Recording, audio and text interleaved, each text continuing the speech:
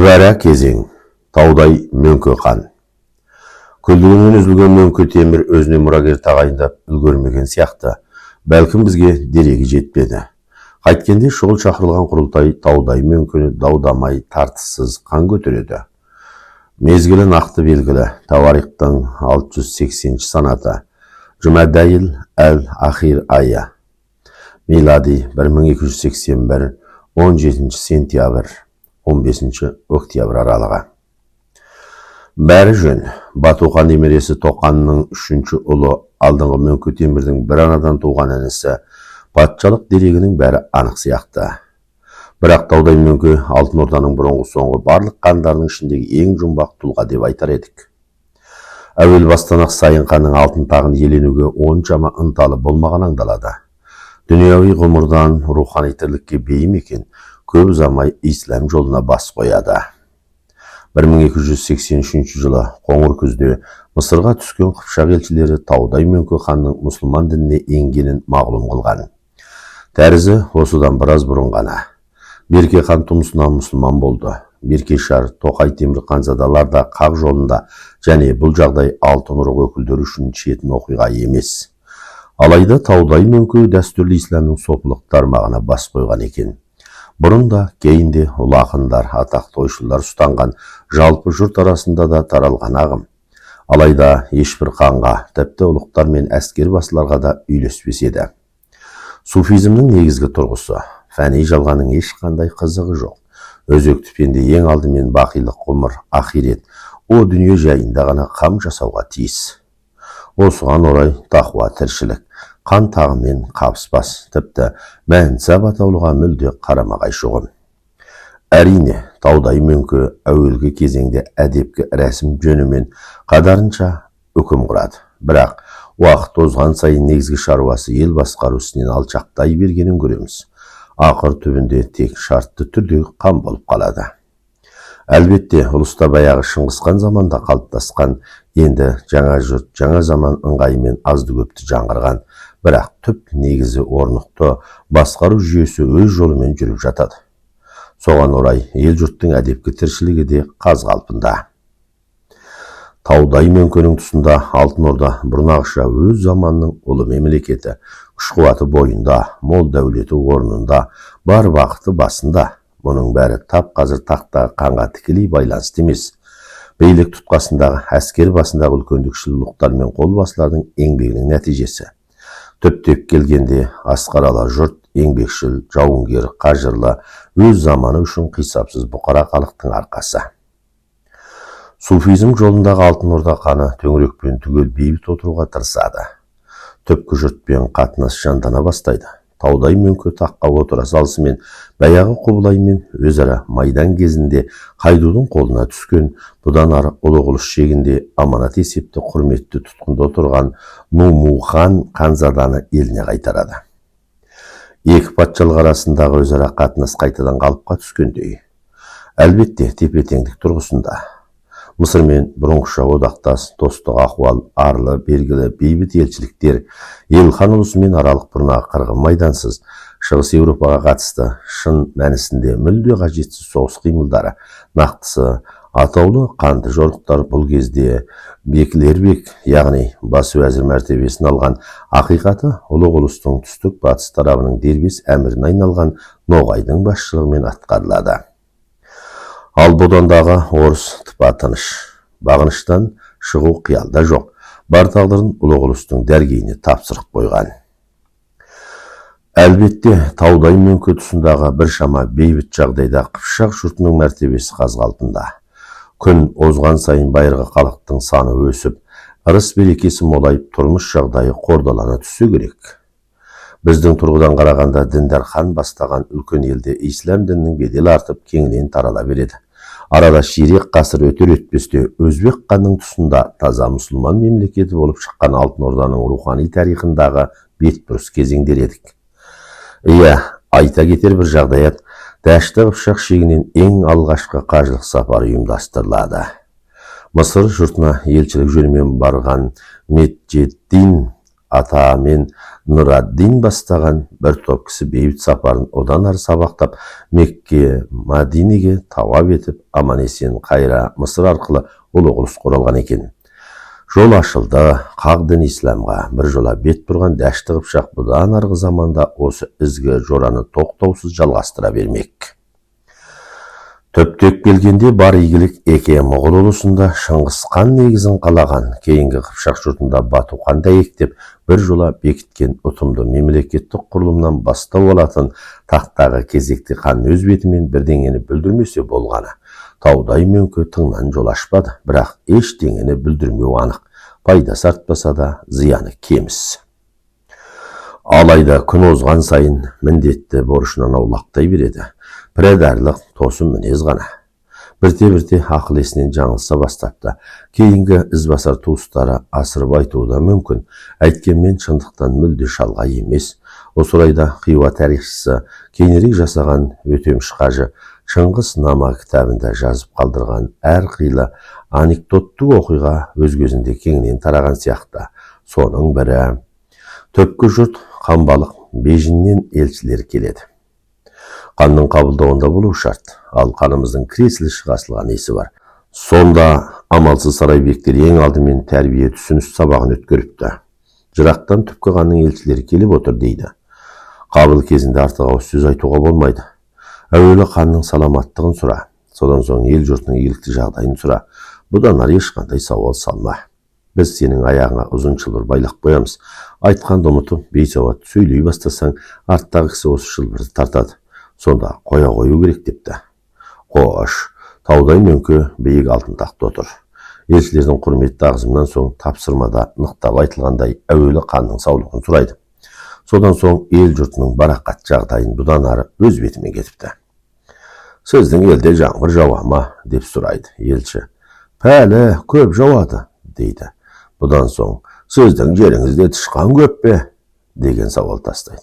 Иә, жүдә көп дейді елші. Осы кезде аяқтағы шылбыр тартылады. Сонда Таудай Мөңке айтты дейді. Тағы бір сөздер сұрамақ едім, ләкин аяғымнан тартып жатыр депті. Сонымен қабыл бітті. Елшілер ат мініп тоң киіп өздерін жұртына айтты. Барған соң патшалар сұрады дейді. Қарындас ханымызды көрдіңдер ғой, қандай кісі екен деп. Елшілер айтты, көрдік, қабылында бір-ақ рет болдық, сондықтан түгелін аңдап үлгермедік дейді. Әуелі сіздің саламаттығыңызды сұрады, және ел жұртыңыздың барақатын сұрады. Бұдан соң сіздің жақта жаңбыр көп жауа ма деді. Мен айттым, көп жауады дедім. Одан ары сіздің жерде тышқан көп пе деп сұрады. Пәлі, көп дедім. Содан кейін хан, тағы бір сөздер сұрамақ едім, аяғымнан тартып тұр деді.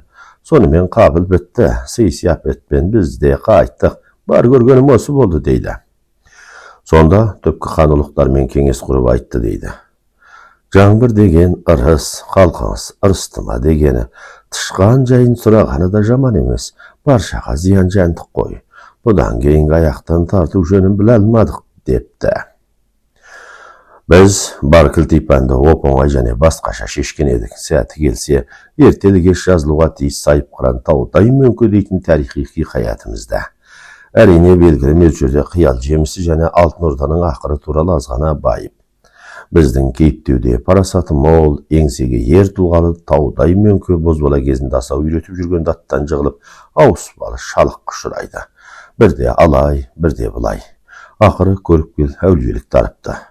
Бірде бабасы Батудың Еділдәрия жағасы Лабас деген жерде тұрған 8 қырлы көк күмбезіне барып, мінәжат етіп отырған чағында кенеттен уақыт білдеу ауысып, алдағы алыс заман 20 ғасырдан бір-ақ шығады. Күмбез қиратылған, тақау төңіректі бұйра құм жапқан, Алтын Орда құлап, атақонысты жат жұрт басқан екен. Әлде бір мезетте қазіргі ахуалына қайта оралады, бәрі өз орнында. Бірақ Таудай Мөңке жақсы біледі, өз көзімен көрді, ел жұрты тозады екен, ұлысы ыдырап, Сайын ханның көк күмбезімен қоса құлайды екен. Осыдан соң Таудай Мөңке дүниеден баз кешіп сопылық жолына түседі. Ал түпкі жұрттан келген елшілік сауалдарының басқаша мәнісі бар. Құбылай ханның кеңесшілері бастапқы жаңбыр туралы сұрақтың мәнісін оңай табады. Алайда аяқтан тарту мен тышқан жай қиынға түсіпті. Ақыры 3 ай мұрсаттан соң әйгілі ғұламалар әрең шешіпті. Хоңфу тызының жыр кітабында тышқандар деген мысал өлең бар. Сен тышқан, біздің егінді жеме, алыс бір жерге кет деген. Яғни жошылысы ендігі төпкі жұрттан іргесін бір жола бөлмек, бізден аулақ жүріңдер, ырысымызға ортақтаспаңдар деген сөз. Аяқтан тартуды осыған үйлес шықты. Жаңағы талап, яғни дәшті қыпшақтың төпкі жұрт үйван құрығын бір жола тәрк етуі. Ханның ғана емес, қарашы бектердің барша халықтың ортақ пікірі деген. Реті келіп қалған соң ірікпедік. Қайткенде көптен ойланған, енді Алтын Ордадан соң жазылуға тиіс мәнді бір шығармамыз. Әлбетте, дін жолына берілген дәстүрлі дін емес, исламның сопылық тарихатын таңдаған мұсылман үшін қан тағы, жер жиһанның бар байлығы түгілі, мына баянсыз фәнидегі әдепкі өмірдің өзінің көк тиындық құны жоқ. Сондықтан таудай мөңке хан Алтын Орда тағынан өз қалауымен бас тартты деген қисынға ден қоямыз. Бұл ретте сол заманда Алтын Орда шегіндегі барлық оқиғадан толық хабардар болуға тиіс Мысыр тарихшысы Рухин әд-Дин Байбарыс таңбалаған нақты дерек те бар. 686 жылы милади 1287 жыл 16 қараша, 1288 жыл 5 қараша Тудан Менгу ақылынан алжасып, мемлекет істермен айналысудан мүлде жеріді. Шейхтар мен факирлерге жосты, Құдай жолындағы бірадарлармен араласты, молшылықтан шеттеп таршылыққа қанағат қылды. Мына отырған патшалықта үкім құру керек деген сөзге мейланбады. Мен хандықтан бас тартам, орным ағамның ұлы Тұла бұған ұсындым, деп мәлімдеді. Бұл сөзді қатындары мен бауырлары, әп ағалары мен туыстары барлық жақыны түгел мақұл көрді деген. Сөйтіп таудай мөңке ешкім мәжбүрлемей-ақ зор мәнсаптан жеріп шықты. Және басы азат болған сәтінде айрықша жеңілдік сезінген көрінеді. Милади 1287 жыл екен. Хандықтан кетті, 2 жылдан соң бақиғат таныпты. Төле Бұқа хан. Төле Бұқа Батухан шөбересі, Тоқанның ұлы Тарбудан туған. Таудай мөңкеден соң Алтын Орда ұлысының үлкен құрылтайында қан көтеріледі. Бәрі орнымен, бәрі заңды десек те, Төле Бұқаның зор үкімге жетуінде Бекілербек Ноғайдың қызметі айрықша болғаны байқалады. Беркенің тұсында қол бастаған Мөңке Темір заманында бұрнақ ықпалынан айырылып, шеткері өз жұртында жатқан. Бұдан соңғы таудай мөңке кезінде Бекілербек, яғни ұлы Қарашы бек мәртебесін алып, жошы ұлысының жарым жерінде тежеусіз билікке жеткен Ноғай енді бас ордадағы үлкен саясатқа белсене араласқанын көреміз. Төле Бұқаның дара билігі күшейіп кетпес үшін оған кеңесші шын мәнісінде қанаттас әмір ретінде қатарынан 3 ханзаданы бекітіп беріпті. Бұрнағы хан Мөңке Темір ұлдары Алғу мен Тоғырыл және Төле Бұқаның өзінің бір анадан туған інісі Күншек. Шын мәнісіндегі жартылай ғана хан Төле Бұқа өзінің тұғырын бекітіп беделін көтеру үшін 1287 жылы Қаракүзде кіші Полшаға қарсы жорық жолына түседі. Бұл Ноғаймен бірге батыс тарапқа бағытталған екінші майдан еді. Әуелгі бір мақсатты қанаттас шеру 1285-1286 жылғы қыс айларында Венгрияға қарсы өткерілген. Бекілербек Ноғай Трансилванияға басып кіреді және біршама табысқа жетеді. Ал Төле Бұқа ханзада Словакияны шапқындайды. Азды көпті олжа әйткенмен қайтар жолда Карпаттың солтүстігі қарлы алқапта қаншама қиындық ұшырайды. Ақыры Галлиш пен Воллун жерінде шегінеді және бұдан ары Ноғаймен қатарласа тағы да 2 топ шерумен Полшаға аттанады. 2 жасақтың да құрамында орыс қосындары болды дейді. Ноғай тұпа-тура Краковқа бет алса, Төле Бұқа Сандомирге бет түзепті. Бірнеше қамалды жаулайды, десе де толық басқыншылық жүзеге аспайды. Әйтеуір мол олжаға кенеліпті. Кері қайтқан жолында бодан жұрт Галлиш пен Воллун аймағын амалсыз күйзеліске ұшыратқан екен. Енді сол сораппан Полшаға қарсы дәп осындай екінші жорық. Бұл алмағайып аттаныс Төле Бұқа үшін мейлінше сәтсіз аяқталыпты. Сәтсіз ғана емес, адам айтқысыз апатпен. Тағыдан Ноғаймен бірге көтерілген. Жаңа жорыққа шақырған Төле Бұқаның өз сияқты Тәрізі жеңісті майданғы үлкөнімі тартқан. Бірақ ақырғы нәтижесі бұрынғыдан да сорақ шығыпты. Ноғай тума ханына қарайламай өз бетімен кетеді. Кейін анықталды Краков жаққа. Әлбетте талау мен тонау қажетті мол олжа. Ал әскерінің біршама бөлігі орыс жасақтарынан құралған Төле бұқа кіші полчаға кіріп, Завихост қаласын алған соң Висла өзенінен өте алмай Сандомир тарабына қайырылады. Ақыры Сан және Висла арналарын мұз құрсаған кезде Арғабаққа шығып кең алқапта аз ғана тыным табады. Содан соң төңірегін түгел жайып ап, бәрін алып, енді Кракопқа қарай шеру тартады. Алайда бұл атырапты ноғай басып жатқан Төле бұқа Лоғопқа жетеді. Енді осы өлкені ойрандай бастайды. Бұл кезде бар мақсаты орнына келген ноғай түстікке қарай ауып кері қайтқан екен. Осынау өзара жалғас екі жорық жөні бұрынғы соңғы тарихи әдебиетте өзара астасып, біріне бір сәйкесіп жататыны бар. Ноғай мол олжамен аман-есен өз жұртына оралса, Төле бұқа кері сапарында Қарпат тауларының арасында дүлей боран ұшырапты. Әуелгі жолғы машақат па, әлде бұрнағы жол азабының артығымен қайталануы ма, нақты ажыратып айту қиын. Бар әскер, қарлы, сай, мұзды шың арасында жол сорауынан жаңылып әбден адасыпты. 3 күндік межеде шырмалып 30 күн, енді бір деректе 20 күн жүреді. Бағдарсыз сандалсыз қақаған суықта қаншама жан күш көлігінен айырылып үсіп өледі. Қалған жұрт жаппай ашаршылық ұшырайды. Сол замандағы батыс тарихшыларының әсерлеп те жіберетіні бар. Ит етін жеді, кісі етін жеді деп қисынсыз кеп қалың әскердің астына мінген жетекке алған мың сан аты бар.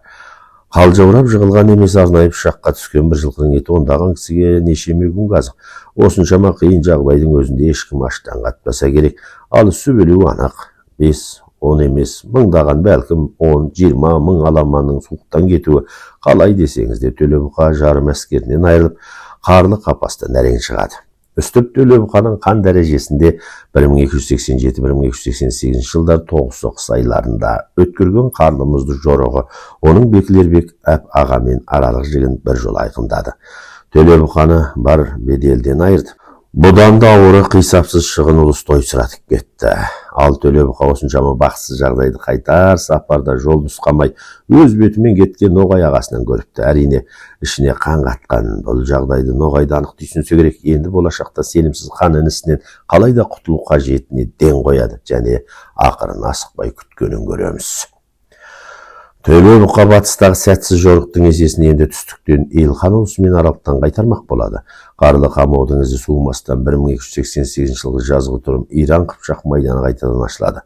Бұрнағы ұлы хандардың мұрат мақсаты Әзербайжан мен Аранды қайра баурау еді ғой.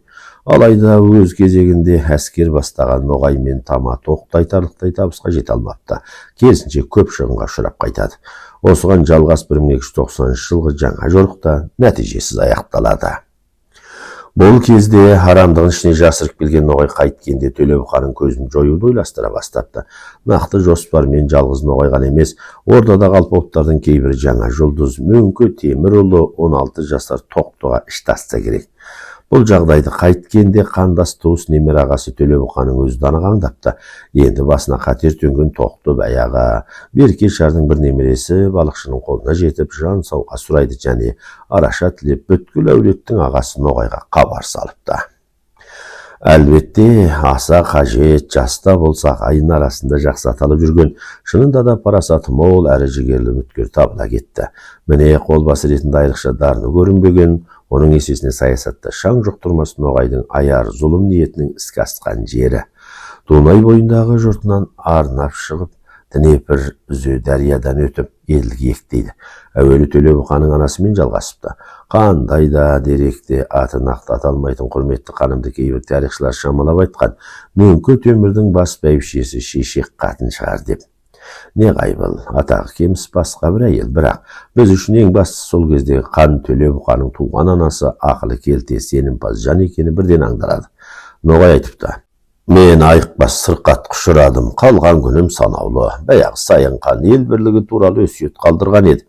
Енді арттағы асқаралы жұрттың қамы үшін Төле бұқаға аманат, бақұл сөзім бар, көрсек, ауызба-ауыз сөйлессек дейді. Жүздесіп отырған ханымның көзінше аузынан сыздықтап қан білініп жатты дейді. Шешесі араға жүрген соң және соншама сенімді жағдай Ноғайдың Әлдәрменовтерге жақын екеніне көз жеткен Төлебұқа қасында Әлқұй мен Тоғрұлша және Мөңке Темірдің басқа да ұлдары бар. Әп-аға Ноғайдың соңғы сөзінен ғибрат алу үшін оңаша жекелей көріске келіпті. Ноғай манада естілген ауыр жағдайда екеуінен демігіп қан түкіріп отыр дейді. Шындығында ешқандай сырқаты жоқ, өткенде де қазірде малдың қанын ұрттап тамағына толтырып алған екен. Жақын жерге қажетті әскерін жасырып қойған. Ал сенімпаз аңғал бауырлары шектеулі кісімен ғана келген. Енді бәрі елбірей жайланып отырғаннан соң кенет есін жиған Ноғай тақаулығына қажетті ишара жасайды. Төлебұқа ханмен жас ханзадалар сілкініп те үлгірмепті. Қарулы жасауылдар тарпа басады.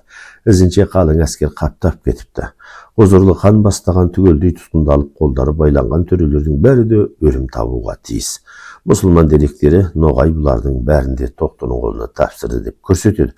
Ал тақау жердегі орыс, мәселен Никон жылнамасы Төлебұқа мен Алғуды Ноғай өлтірді деп жазыпты. Нақты айтылмағанымен қалғандарының да тағдыры айқын. Бәрі де қазақ ұшырады. Қалай кетсе де айырымы шамалы, талассыз ақиқаты Тоқты Ноғайдың көмегімен өз өміріне қатер төндірген және құзырлы үкімде берік отырған барлық туысынан бір-ақ күнде құтылды және алтын таққа тікелей тура жолы ашылған. Тоқты хан. Бастапқы жылдар. Тоқты Батухан шөбересі, 10 ұлы болған Мөңке Темір ханның 6-шы ұлы. Анасының есімі Олжай қатын. Қоңырат жуан тұқымынан Сайын ханның алтын тағына жеткен кезінде 17 жасқа толмаған, милади 1290 жыл. Хандық үкімін бастамай жатып Бекілербек Ноғайдың теперішіне шыдауға тура келген. Жастығынан емес, амалсыздан және мәртебесі кемшін болса да күш қуат астам ұлықтың арсыздығы деп айтайық. Арада 2 жыл өтпей үкімі зор әрі әулет ағасы саналған Ноғайдың қисынсыз зорлық талабын орындауға мәжбүр болыпты. Ноғайдың бас бәйбішесі ордаға атаулы қонаққа келген байлақ қатын: әкең саған риза болмай отыр, төңірегің түгел тікенек, тамырымен жұлып тастау керек дейді.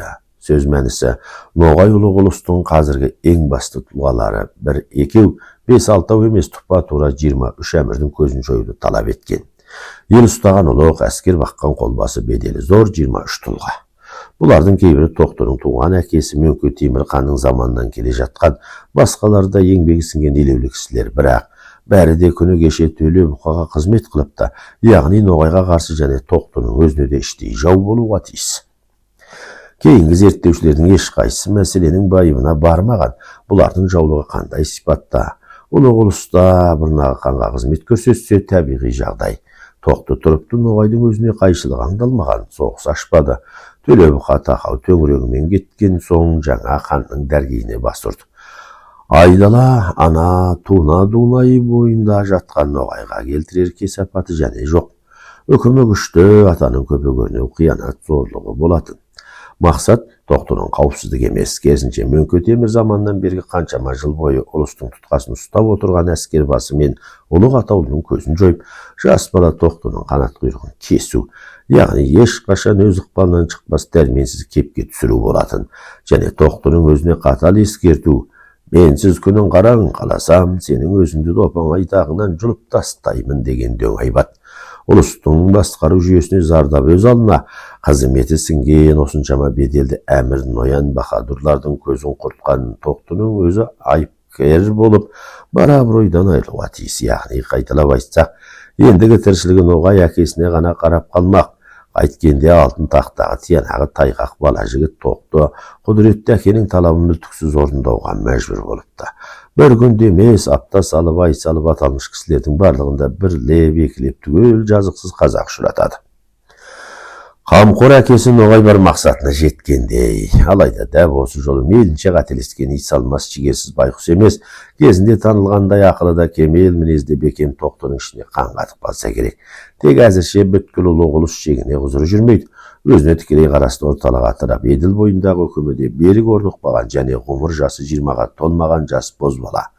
Бірақ сана сезім айқын болса керек, қайткенде Ноғай әкесінен құтылу қажетіне ден қояды. Әзірше іште тұнған ыза мен кек сыртқа шығаруға әлденендей әрекетке шама жоқ. Сонымен арада тағы 3-4 жыл өтеді. Бабаларының жолын ұстанған, сырттай биязы бірақ мінезі тумысынан қату тоқты бір шам есейді. Ел басқару ісіне машығып саясатқа жетіге түсті.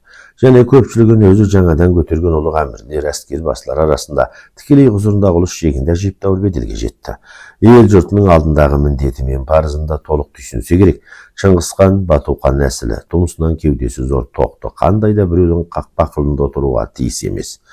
Қанның қандық құзыры әдепкі пенденің кісілік намысы өз алдында, ұлы ұлыс осыншама дәрменсіз қалыпта, бөлек салақ емес, бабалары құрған қуатты бір тұтас айбынды мемлекет ретінде қалпына келу шарт. Тоқты өліспей бітіспес қырғын майданға дайындалады. Әзірше астыртын. Осы арада әскер басы Бекілербек Ноғай туралы қосымша жазған ақпар. Ноғай Жошы ханның әуелгі бір ұлы Буғалдың тұқымы. Буғалдан татар, татардан Ноғай. Ешқашан ресми хан көтерілмеген. Соншама бедел күш қуатқа жете тұра таққа отырмауы атасының жасы кіші, әжесінің қума кемшін жағдайынан деп болбарлағандар бар. Шындығында Жошыдан соң аралықтағы беркен айтпасақ, Батухан әулеті ең жоғарғы мәртебеде берік отырған. Бұрнада еске салғанымыздай әкеден балақ емес, ежелгі түрік рәсімі бойынша аттамалы түрде әкеден інеге, одан соң аға, бұдан ары келесі інеге көшетінін әйтсе де, осы әулеттен айнымайтын берік рәсім ұлық ұлыс билігі сол жорамен Сайынхан әулетінің құзырына бекіген. Ноғайдың да басқа бір атақты төрелерінде Бату тұқымынан асып, үлкен үкім көтуі мүмкін емес еді. Бүткіл екен Моғол империясында жалғыз Шыңғысханның алтын ұрқы таққа жететіні сияқты, Қыпшақ, яғни ұлық ұлыс шегінде тек қана Батухан тұқымы жоғарғы үкім құратын заңды рәсім қалыптасқан. Яғни қаншама күш құдіретке жетсе де, Жошы әулеті бола тұра сыртта қалған Ноғай ешқашан хан сайланбақ емес. Алайда өз заманында анығы өмірдің екінші жарымында арғы бергі көп қаннан атағы да зор, дабырасы да күшті, ұзақ жасаған және Алтын Орда тарихында көршілес мемлекеттердің заманауи шежіресінде барысы айқын таңбаға түскен. Ноғайдың қатарынан оза шығуы Берке ханның тұсында әскери басы ретінде үлкен міндет артылғанын айттық.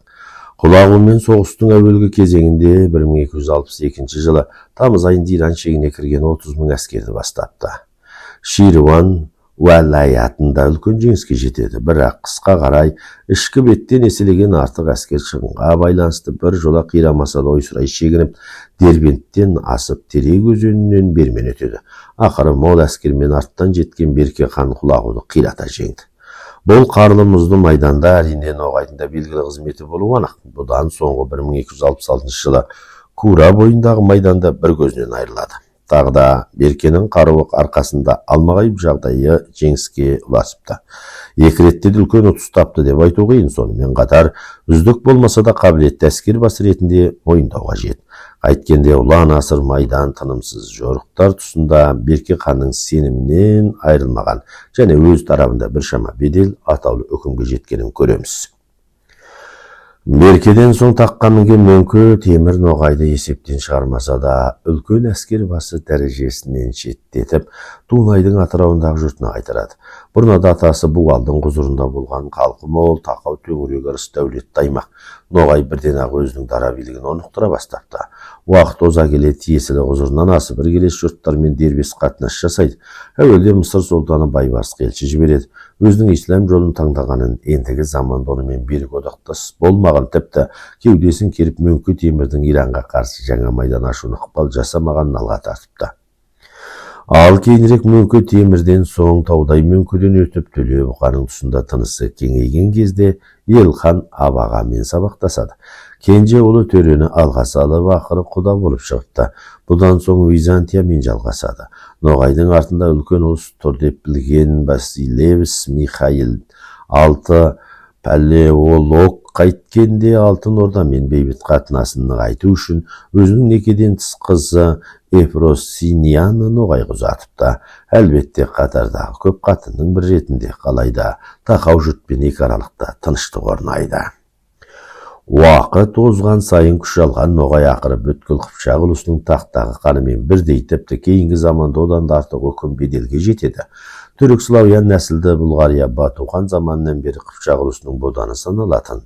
Ноғай бұлғар патшаларының бірін орнынан түсіріп, енді біреулерін өзінің ордасында той үстінде өлтіріп, ақыры 1390 жылы Қыпшақ текті дәрменсіз Георгий Тертер патшаны ұлы ұлыстың емес, жеке өзінің боданы ретінде антқа келтіреді. Міне дәп осы кезде Сербия королі Милутинде үкімді кінәздарымен бірге өзін Ноғайдың вассалы деп мойындаған екен. Мұндай бұрынғы соңды тұсты жағдаяттардың барлығы ең алдымен Ноғайдың мақсат мүддесіне қызмет етіп жатқан. Осы орайда алыс жақын жұрттың біразы Ноғайды толық құзырлы дербес тұлға ретінде таныпты. Мәселен, орыс жылнамаларында, Цар Византия деректерінде құдіретті әскербасы Көсем, кейбір мұсылман тауарихтарында Мәлік, яғни патша дәрежесінде аталады. Енді Ноғай бүткіл ұлы ұлыстың атаусыз ханы дәрежесінде бір жола бекуді ойлапты. Яғни үкімі тақтағы ханнан да зор қажет тапса, осы хандардың өзінің бірін түсіріп, екіншісін тағайындап отыратын құдірет десе де Төле бұқаны үлкен орынға өткізу ісінде шешуші қызмет болмаған сияқты. Өз қолымен сайлапты мыс. Кейінгі долбар, ал Тоқтының жағдайы талассыз айқын. Төле бұқан мен оның серіктесі жарты хан дәрежесіндегі бауырларының бәрінің түбіне жеткен, басқа емес осы Ноғай және Тоқтыны өз қолымен қан көтерген. Табиғи түсінік, күш қуатым билігін бұрынғыдан да арта түседі деп ойлаған, ғұмыр бойы өктеп өтем деп түйген бұра тартса, мойнын бұрап алмақ. Әуелгі біреу, екеу, тіпті 5-6 емес, тұпа тура 23 ұлықтың көзін жою туралы қатаң жарлық осы ахуалдың әдепкі көрінісі ғана. Тоқты тыпырет алмады. Төтенше жазаның орынсыз қиянат екенін, тіпті өз басына көпе көрнеу зарар екенін біле тұра, үзіп созып болса да толықтай орындап шықты.